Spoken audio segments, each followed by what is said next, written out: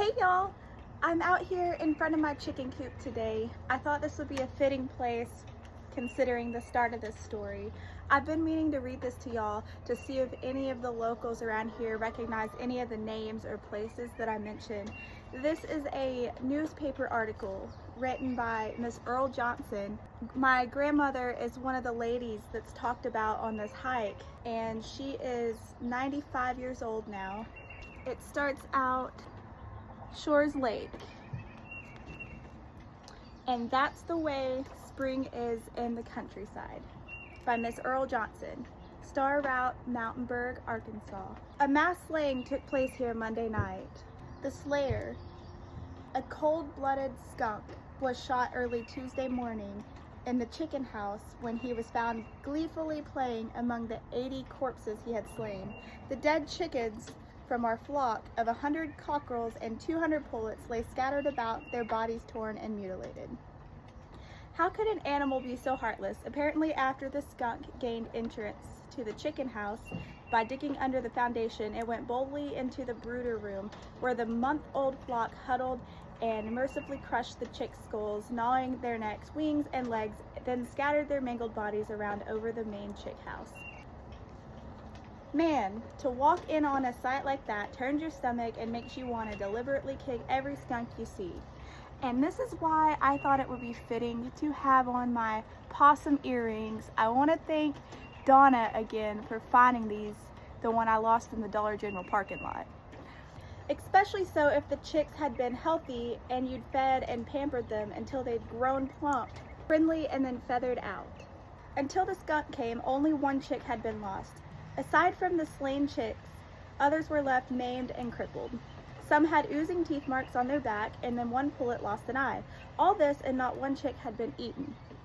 We had spent hours trying to skunk-proof the chicken house, but after the dead chicks, we doubled our efforts to protect the remaining flock from another attack.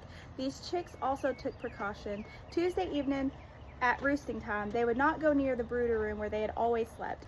Instead, they sought a high perch, their stricken chirps making us know they would not soon forget the awful experience they had gone through. They were so alarmed that while we were busy lowering a portable roost for them, several flew up and lit on our shoulders. After they flew up and lit on the roost, many were not satisfied until they perched on the high rafters. Nature is a strong force, even in young chicks. I suppose it was only natural for a person to want to get away for a while after seeing the evil work of a skunk. However, a 13-mile hike over these mountains is not exactly my idea of rest and relaxation. But when a group of neighbor women stopped by the house early Wednesday morning and asked if I wanted to take off from work for a day, I snatched up my old straw, tucked a jug of lemonade under my arm, and joined them. It was cool and clear, and the air had a fresh, earthy smell when we set over the Tower Mountain and headed for the Turner community. Now y'all comment if you know exactly what Tower Mountain would have been. I'm thinking of Lookout Tower, but I don't know if there was another tower back then or another Tower Mountain that they would have been walking to Turner community. My grandma lives out by Locke. The mountains were misted with varied shades of green since the trees were almost in full dress. Dogwood mottled white bonnets, but sarvice trees had shed their blossoms and put on berries already tinged with a rosy pink. So I think it's fascinating to see how plants were in bloom this long ago and the different descriptions they give, since I'm a plant person myself, and it's still the same mountains I'm at today. Occasionally we stop to break off a twig of spicewood or to identify plants such as crow poison, May apples, wild lettuce, jack in the pulpit, and wild violets. So this tells me if plants were like they are now, this was probably April, considering that's usually when you find the violets. The dogwoods are definitely starting to bloom right after the red buds. Wild lettuce would be coming up, although you don't harvest it till June when the flowers bloom out. But this is so neat to me, considering my grandmother was on this hike and it's still talking about the same plants here that I use now. Spicewood tastes kind of like an allspice. The natives used to harvest the berries and dry them and grind them and use them similar to an allspice flavoring. One of the grandmothers in our group of 7 found a violet with 5 petals. She plucked it and after making a wish, swallowed it to make the wish come true. See, that's one that I haven't heard before. I've not heard the 5 violet make a wish lore. And if it was a grandmother then, and my grandmother was a young teenager probably, this lady would have been pretty old by now. Well into her hundreds at least. She said, "Your wish will come true only if the violet has 5 petals," she informed us. Poke greens, another indication that it's early springtime, grew in abundance along the roadside in old fields. The same grandmother said the water boiled from poke root would cure mange on dogs. Just bathe your dog a few times in the water and it'll be cured, she said. Then added, "But you'd better not get the solution too strong or it'll slip the hide." So this fascinates me too, liking to tan hides and primitive skills. Maybe poke root could be used in place of lye for slipping. Let me know if y'all have ever had that experience or heard that before. The morning hike had been mostly downhill, but mid-morning when we reached a spring of water, an old abandoned farm where one of the hikers, Ruth Wilson Beller, had grown up, we were glad to stop and rest. Now Ruth Wilson Beller now is my grandmother and she's 95 years old. It's talking about the spring that they drew their water from near Turner Community, and that's also what she taught me as a kid. Her only toothbrush was a witch hazel twig.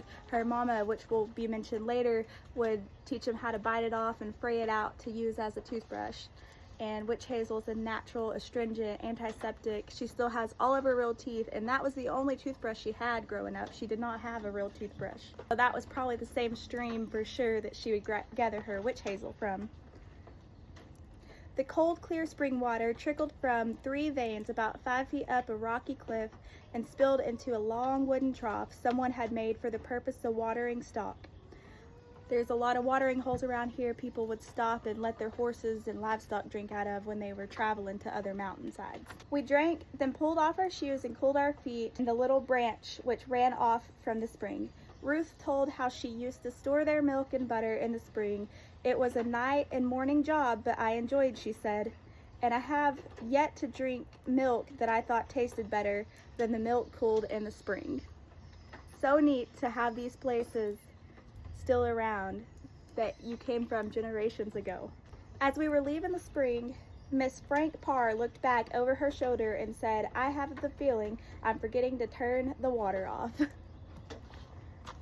See, Grandma didn't have running water when she was growing up, so that might not have been the same feeling for her.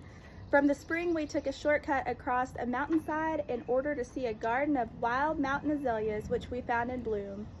Bees and wasps were buzzing around over the flowers, but we intruded long enough to gather a bouquet to go with the other wildflowers we had collected.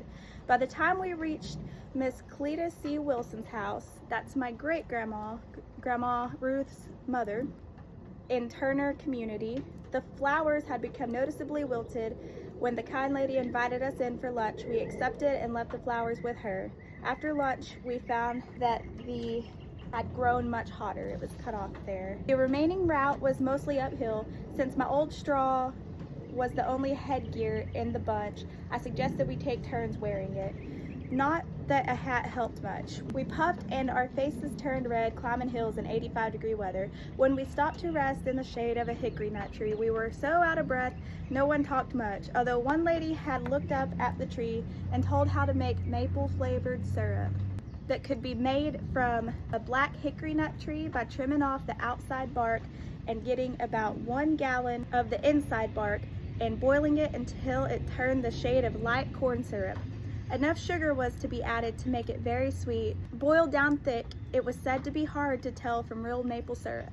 From where we rested, we could see a woman hoeing her garden. All along the way, we had seen people plowing, gardening, or repairing fences damaged by recent heavy rains.